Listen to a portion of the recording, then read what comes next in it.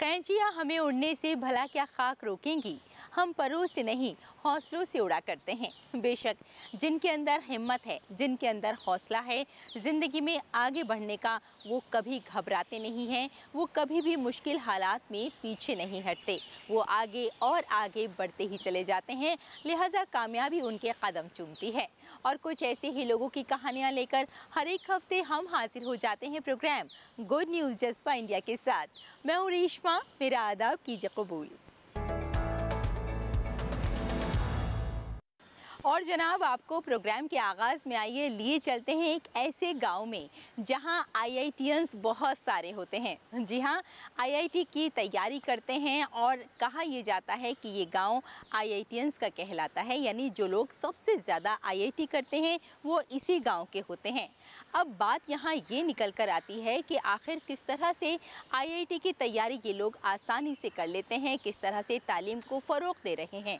तो आपको बता देते हैं कि इस गांव में एक ऐसी तंजीम है, वृक्ष वी द चेंज, यानी ऐसी तंजीम जो बना रही है कुछ ऐसे लोगों को जिनका मुस्तकबिल कामयाब हो सकता है, जिनका मुस्तकबिल सुनहरा हो सकता है। तो किस तरह से ये तंजीम इस गांव में काम कर रही है, किस तरह से बच्चों को तालीम दे रही है, आइए जान लेते हैं इस कहानी में।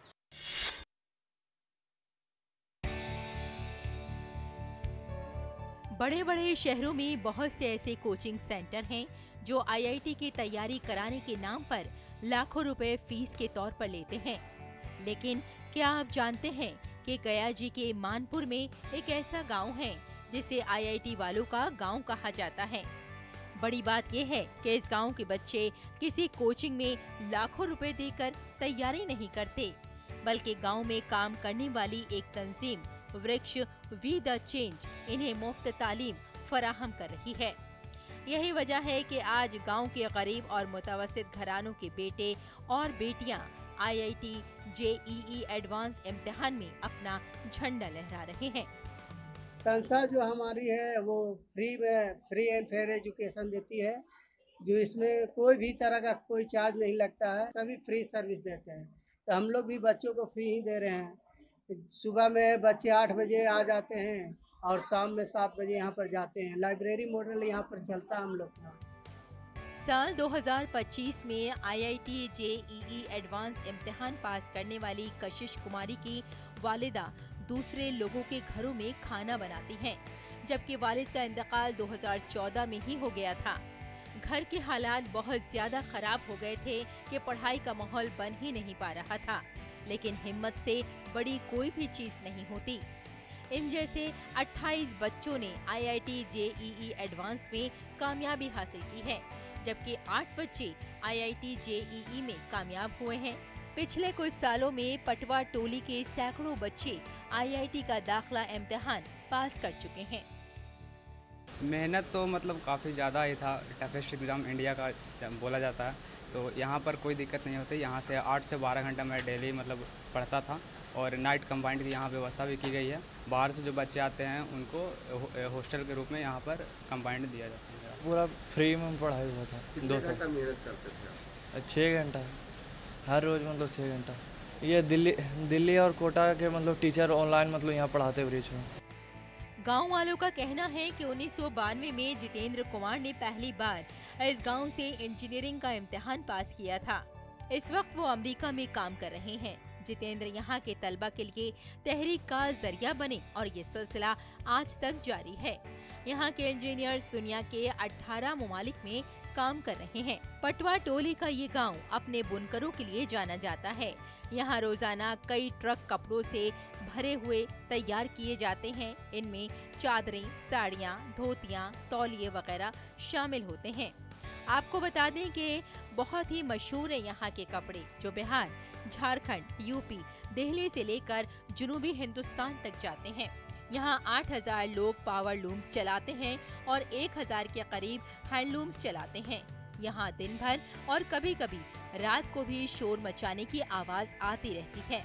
इसके बावजूद इस गांव में हर साल सबसे ज्यादा बच्चे इंजीनियरिंग का इम्तिहान पास करते हैं। वृक्ष वी द चेंज नाम का संस्था है जो कि पटवा टोली में चल रहा है। और यहाँ पे हमारे पास हर साल 40 बच्चे होते हैं, जिसमें 28 का जेई मेंस हुआ था और 8 का जेई एडवांस हुआ। हाँ, यहाँ पे हर साल मतलब लगभग 15 से 20 बच्चे आईआईटी में मतलब जाते हैं। और यहाँ पे मेनली जो हमारा संस्था है सभी लोगों को सपोर्ट करता है कि किस तरह से पढ़ाई किया जाए, और यहाँ पे दिन भर बच्चे आकर के पढ़ाई करते हैं और सफल मतलब होते हैं। पटवा टोली में काम करने वाली तंजीम वृक्ष द चेंज बच्चों को इंजीनियरिंग के लिए मुफ्त तैयार करती है। इसमें दिल्ली और कोटा के कुछ इदारों से मदद ली जाती है। वो इन्हें मुफ्त में ऑनलाइन क्लासेस फराहम करते हैं। इसके अलावा मुतालिया के लिए बेहतरीन माहौल भी फराहम किया जाता है। इदारे में ज़ेरे तालीम बच्चे मुश्किल तरीन सवालात एक दूसरे की मदद से भी हल कर लेते हैं। Bureau report, DD news.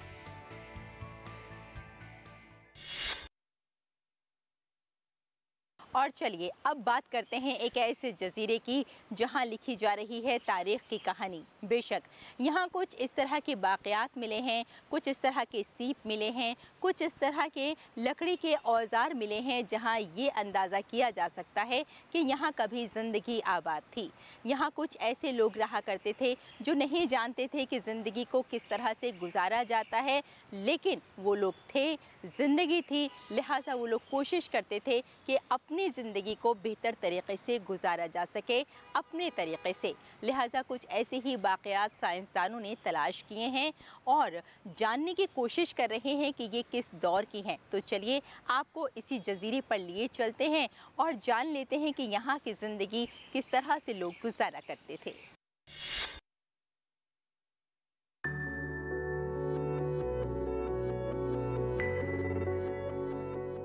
Kutch का शुमाली हिस्सा खडीर जजीरा, यहाँ धोलावीरा वाक़ है, हड़प्पा तहजीब का एक मुनफरिद मुकाम।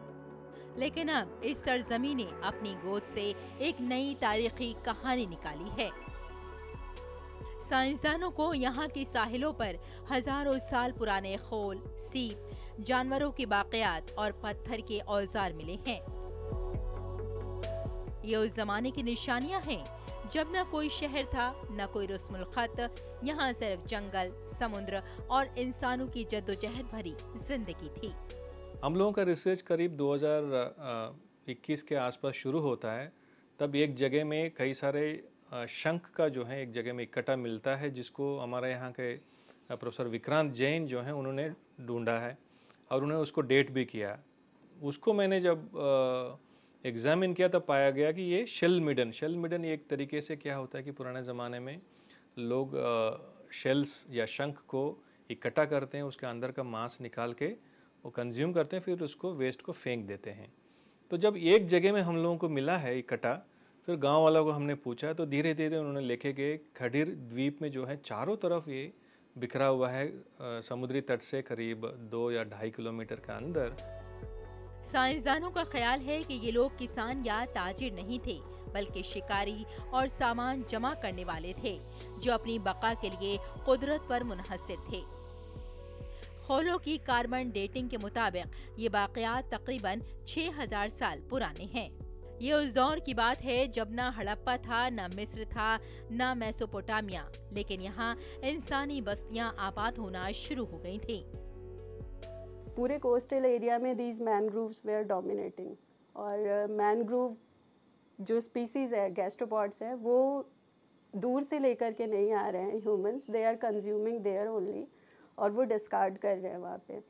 सो शुरू में हमको सिर्फ शेल्स मिल रहे थे, स्टोन टूल्स कम थे, बट रिसेंट लास्ट ईयर के एक्सप्लोरेशन में हमारे पास अभी कई सारे टूल्स भी हैं, मोर देन 150 टूल्स हैं, इंक्लूडिंग कोर्स और ब्लेड्स। वसी तहकीक से पता चलता है कि इन लोगों ने अपनी खुराक में गोले, मछली, जंगली फल और छोटे जानवर शामिल किए थे। वो पत्थर के औजारों से शिकार करते थे और जंगलों में रहते थे। कुछ वाक़यात में पाए जाने वाले जलने के निशानात ये भी वाज़े करते हैं कि उन्होंने खाना पकाने की तकनीक तैयार की थी। प्री हिस्टोरिक टाइम्स में वो लोग कोई चीज़ उगाते नहीं थे या कोई डोमेस्टिकेटेड एनिमल्स नहीं थे, जैसे गाय बकरे कुछ नहीं होता था, तो उन्होंने जो भी खाना मिल रहा है, चाहे वो फ्रूट्स हों, ट्यूबर्स हों, नट्स हों या एनिमल्स हों, उसको हंट करते थे। इसलिए हम लोग उनको हंटर गैदरर स्टेज बोलते हैं। उसके बाद उनका सेटल ह्यूमन लाइफ आया जब उनका डोमेस्टिकेशन शुरू हुआ, उन्होंने प्लांट्स वगैरह कल्टीवेट करना शुरू किया। इस स्टेज को जो हम लोगों को जो एविडेंस मिला है, हम उसको रखते हैं हंटर गैदरर स्टेज में। तारीख अक्सर अपने आप को मिट्टी, पत्थरों और गोलों में छुपा लेती है, लेकिन कच्छ के ये गोले अब इंसानी तहजीब का एक ऐसा बाब खोल रहे हैं जो हमारे माजी को एक नई शिनाख्त फराहम करता है और ये जाहिर करता है कि भारत की सरजमी पर सकाफत की जड़ें कितनी गहरी थीं। Bureau report, DD news.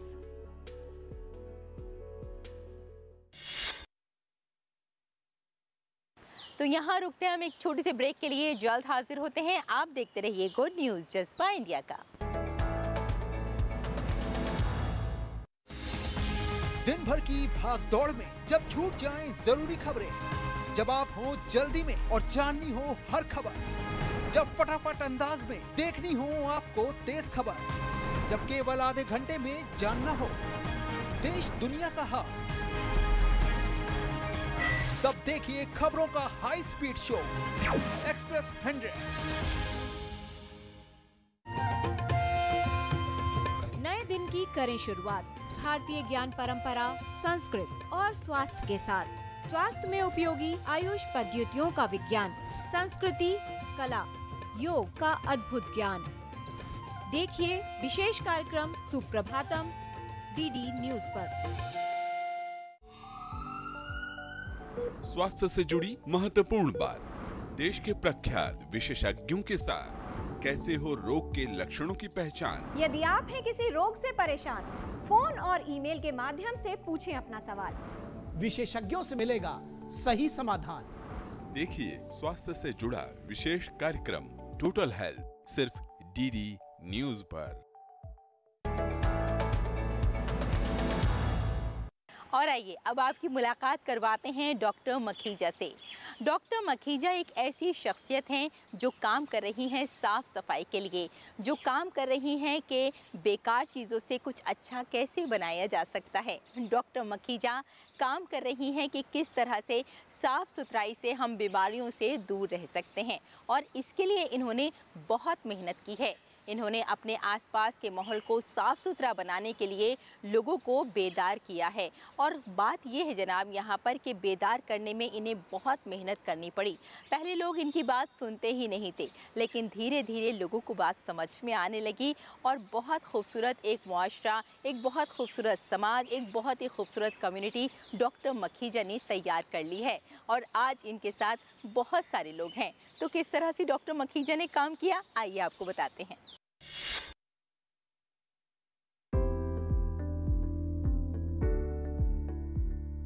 Waste management जैसे मसले से निपटने के मिशन के तौर पर जो शुरू किया गया था, वो आज पूरे शहर में पायदारी की मॉडल में तब्दील हो गया है।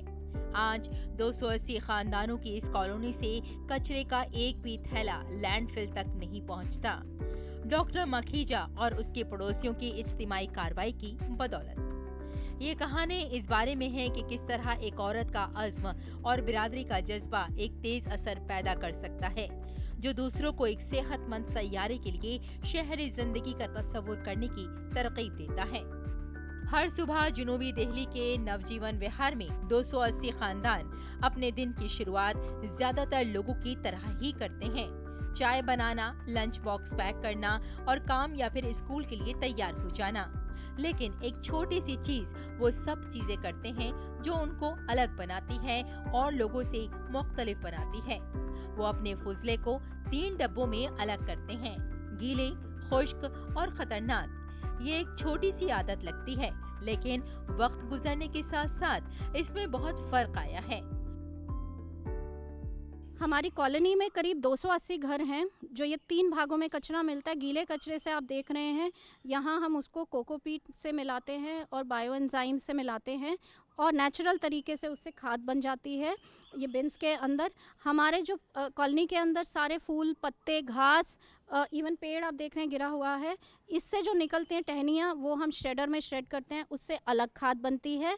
और जो paper, plastic, metal, glass, electronic waste ये अलग अलग रिसाइकलर के पास चला जाता है। तो इस मायने में ये कॉलोनी पिछले 6.5 साल से 7 लाख किलो के ऊपर का कचरा लैंडफिल पर जाने से बचा चुकी है। ये सब 8 साल पहले शुरू हुआ जब डॉक्टर रूबी मखीजा RWA की सेक्रेटरी बनी। इनकी टीम घर घर गई, लोगों से बात की, सवालात के जवाब दिए और शुकूक व शुबहात को दूर किया। कुछ लोगों ने परेशान भी किया, कुछ ने महसूस किया कि ये बहुत ज्यादा काम था। यहाँ तक कि कचरा उठाने वालों ने कहा ये हमारा काम नहीं है, लेकिन डॉक्टर रूबी ने हिम्मत नहीं हारी। वो रोजाना अपडेट्स भेजती, मुख्तसर वीडियोस बनाती और ये बताने के लिए मालूमात शेयर करती रहती कि ये क्यों जरूरी है। आहिस्ता आहिस्ता हालात बदलने लगे। हमने कॉलोनी में एक्स्ट्रा साफ़ सफाई का, झाड़ू का राउंड लगाना शुरू किया, लोगों को समझाया कचरे के ऊपर अपना गीला, सूखा, सैनिटरी कचरा अगर वो अलग अलग करके देते हैं तो गीले से हम लोग खाद बना लेंगे, सूखे से हम लोग रिसाइकलिंग कर लेंगे, और जो सैनिटरी कचरा है वो बिना हमारे स्टाफ को या तो इंजर किए या इन्फेक्ट किए म्यूनिसिपल कॉर्पोरेशन ऑफ दिल्ली उसको डिस्पोज ऑफ कर देगी। इसमें हमें MCD का भी काफ़ी सहयोग मिला। आज रोजाना 125 किलो किचन का फुजला कंपोस्ट किया जाता है और इसे सब्ज बागात में इस्तेमाल किया जाता है। प्लास्टिक, कागज और शीशे जैसे खुश्क फुजला रिसाइकिल को भेजा जाता है। कपड़े, फर्नीचर और यहाँ तक कि गैस सिलेंडर भी उनके RRR सेंटर के जरिए अतिया किए जाते हैं और उनमें से 30 टन से ज्यादा अशिया को NGOs के जरिए दोबारा इस्तेमाल किया जाता है। कॉलोनी ने बारिश के पानी को भी जमा किया, यानी पानी की बचत की। उनके पास एक कम्युनिटी फ्रिज भी है जहां लोग जरूरतमंदों के लिए इजाफी खाना छोड़ सकते हैं। अगर आप कॉलोनी का दौरा करेंगे तो आपको सरसब्ज बागात, साफ सुथरी सड़कें और पुरअमन माहौल नजर आएगा। कोई मेहनत नहीं, लेकिन यहाँ के मकीनों के लिए एक सादा मामूल है, एक छोटी सी आदत जिसने उनकी कॉलोनी का मुस्तकबिल बिल्कुल ही बदल कर रख दिया है। Bureau report, DD news.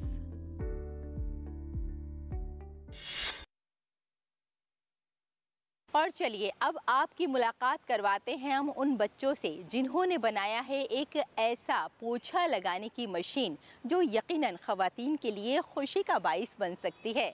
और कमाल की बात यह है कि ये जो मॉपिंग मशीन है ये आराम से सोफ़र पर बैठकर चलाई जा सकती है, यानी आप सोफ़र पर बैठिए और इसे चला लीजिए। कमाल की बात यह है कि पूरे घर का पोछा लगा सकती है और आप अपने सोफ़े पर ही बैठी रहेंगी।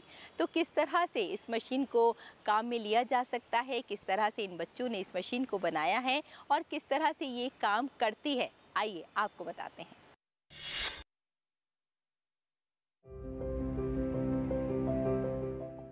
फर्श को साफ करना बहुत मुश्किल काम होता है और घरेलू ख़वातीन को ऐसा करने में अक्सर मुश्किलात का सामना करना पड़ता है, लेकिन अब ये काम बहुत आसान हो जाएगा। सोफे या बिस्तर पर बैठकर मोबाइल फोन के सिग्नल पर मॉपिंग आसानी से हो जाएगी। जी हाँ, श्री रोबोटिक्स और ऑटोमेशन के तलबा सागर सिंह, वृंदा शर्मा, भूमिका शर्मा और मोहित ने ये मशीन तैयार की है जिसे मोबाइल फोन से चलाया जा सकता है। सिर्फ 8,000 रुपए की लागत से तैयार होने वाली ये मशीन वैक्यूम क्लीनर के जरिए धूल और मिट्टी जमा करती है और पीछे से गीले मॉप को लगाते हुए हरकत करती है। ये मशीन वजन में बहुत हल्की है और पानी की बचत भी करती है। ये 800 मिलीलीटर पानी के साथ एक कमरे को साफ कर सकती है। सोफे पर आराम से बैठकर इसे मोबाइल फोन से ऐप के जरिए ऑपरेट किया जा सकता है। इसमें सेंसर नस्ब है। ये मशीन कमरे को साफ करने के लिए काफी है। ये मशीन दस्ती और खुदकार मोड में काम करती है। इसके अलावा ये मशीन काम करने में बहुत मौसर है। इसे आसानी से इस्तेमाल किया जा सकता है। हमने एक प्रोजेक्ट बनाया है जिसका नाम है automatic mop and vacuum robot. इसमें 2 कंपार्टमेंट है, आगे वाला वैक्यूम का है, पीछे वाला मोपिंग का है। वैक्यूम के लिए हमने एक कंटेनर भी दे रखा है जिसमें डस्ट इकट्ठा होगा सारा, और मोपिंग में 2 वो हैं, एक तो हम वेट मोपिंग कर सकते हैं, उससे dry mopping.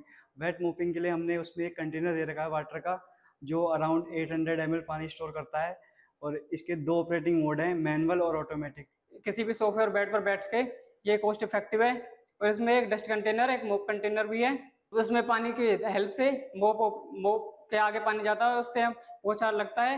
Help of vacuum cleaner, dust जो होती है वो कंटेनर में कलेक्ट हो जाती है। ये मशीन हम मैनुअली और ऑटोमेटिकली ऑपरेट कर सकते हैं अपने घर पे, और जब हम घर पे ना भी हों तब भी, और हमारे वर्क प्लेसेस पे भी हम इसको यूज़ कर सकते हैं। और इसके अंदर कम से कम ह्यूमन की इंटरवेंशन होगी। श्री विश्वकर्मा कौशल यूनिवर्सिटी दोधोला पलवल के इंडस्ट्री 4.0 के स्किल इंस्ट्रक्टर शशवीर डागर ने कहा कि तलबा ने बड़ी मेहनत से इस प्रोजेक्ट को तैयार किया है। इसके अलावा दीगर कई मंसूबों पर काम जारी है।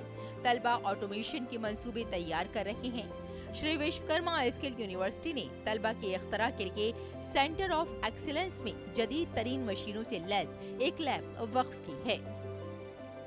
हमारे स्टूडेंट्स जो कि बीवॉक रोबोटिक्स एंड ऑटोमेशन के स्टूडेंट्स ने एक automatic mop and vacuum cleaner develop किया है, जिसकी विशेषताएं हैं कि वो ऑटोमेटिक मोड पे और मैनुअल मोड पे। सो मैनुअल मोड पे हम आराम से कहीं भी एक जगह बैठ के उसको कंट्रोल कर सकते हैं। उसमें हमारा कुछ सेंसर्स भी हमने यूज़ किए हैं, जिसमें कि अल्ट्रासोनिक सेंसर्स हैं हमारे, और इसमें BLDC मोटर है जो कि ड्रोन में हमारी मोटर यूज़ होती है, तो उसी को हमने ऐसे वैक्यूम क्लीनर के रूप में इसको यूज़ किया है।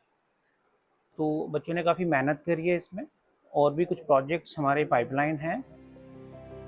इस ऑटोमेटिक MOP और वैक्यूम क्लीनर मशीन में 3 infrared sensor, ultrasonic sensor, BLDC motor और DC मोटर नस्ब किए गए हैं।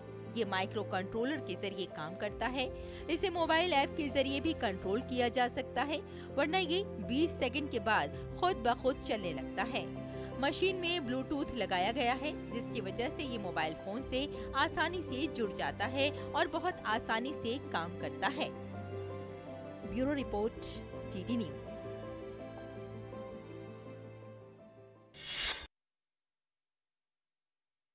अच्छी और खूबसूरत कहानियों का सिलसिला ऐसे ही जारी रहेगा।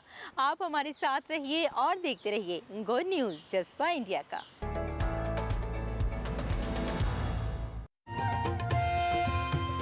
नए दिन की करें शुरुआत भारतीय ज्ञान परंपरा, संस्कृत और स्वास्थ्य के साथ। स्वास्थ्य में उपयोगी आयुष पद्धतियों का विज्ञान, संस्कृति, कला, योग का अद्भुत ज्ञान। देखिए विशेष कार्यक्रम सुप्रभातम DD न्यूज़ पर। दिन भर की भाग दौड़ में जब छूट जाएं जरूरी खबरें, जब आप हो जल्दी में और जाननी हो हर खबर, जब फटाफट अंदाज में देखनी हो आपको तेज खबर, जब केवल आधे घंटे में जानना हो देश दुनिया का हाल,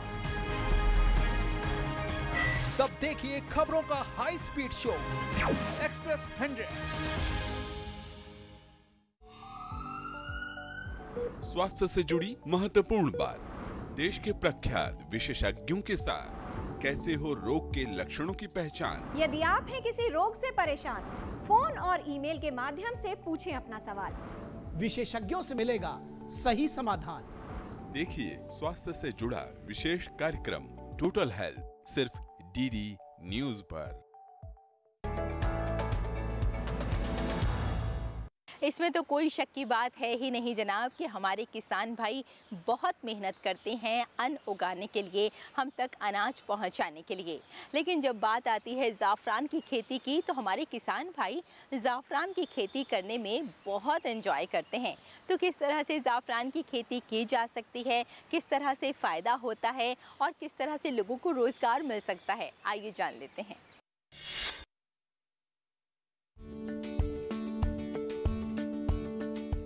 हिमाचल प्रदेश सेब की पैदावार के लिए मशहूर है। यहाँ के सेब पूरे देश में मशहूर हैं और राज्य की अर्थव्यवस्था में एक महत्वपूर्ण भूमिका निभाते हैं। हिमाचल प्रदेश के किन्नौर की सांगला घाटी में सेब बागबान इस बार की पैदावार से काफी उत्साहित हैं। यहाँ के उन्नत बागबान सेब और केसर की खेती एक साथ करते हैं और इसीलिए इनकी खेती भी कुछ खास है। किन्नौर का सेब अनुमानित पैदावार के मामले में तीसरा स्थान है और किन्नौर के सांगला का सेब सबसे खास माना जाता है। यहाँ के बागबान नित नए प्रयास करते हैं। बागबानी की नई नई तकनीकें अपनाते हैं और आत्मनिर्भरता की राह में आगे बढ़ रहे हैं। आज स्थिति ये है कि सेब बागबानी के क्षेत्र में सांगला घाटी पूरे किन्नौर और पूरे हिमाचल के लिए प्रेरणा स्रोत बन रही है। सांगला के सेब बागबान मोहन प्रकाश भी उन्हीं बागबानों में से हैं जो सेब और केसर की खेती एक साथ करते हैं और दूसरे बागबानों को भी इस तकनीक का प्रशिक्षण दे रहे हैं। इस बगीचे में मैं 3 किस्म का वो जमीन से तीन प्रोडक्ट लेता हूँ। आप एप्पल भी ले रहे हैं और केसर भी तैयार कर रहे हैं, और ये जिक्र प्रधानमंत्री जी श्री नरेंद्र मोदी जी ने भी किया कि किन्नौर के लोग आपका केसर और सेब की खेती कर रहे हैं। पूरा किन्नौर वासियों को यही कहना चाहूँगा कि आप सेब के नीचे केसर भी लगा सकते हैं, और सेब के नीचे केसर बहुत अच्छा परफॉर्म कर रहा है। गौरतलब है कि केसर समुद्र तल के 1500 से 1800 मीटर की ऊंचाई पर उगाया जाता है। भौगोलिक दृष्टि से किन्नौर की जलवायु केसर की खेती के लिए अनुकूल है। केसर की खेती को जिला किन्नौर में बढ़ावा देने के लिए कृषि विभाग और CSIR के संयुक्त तत्वाधान में विभिन्न प्रशिक्षण शिविरों का भी आयोजन हो रहा है। गुड न्यूज जज्बा इंडिया के लिए किन्नौर की सांगला घाटी से ऋषिपाल के साथ धर्म प्रकाश की रिपोर्ट, DD न्यूज।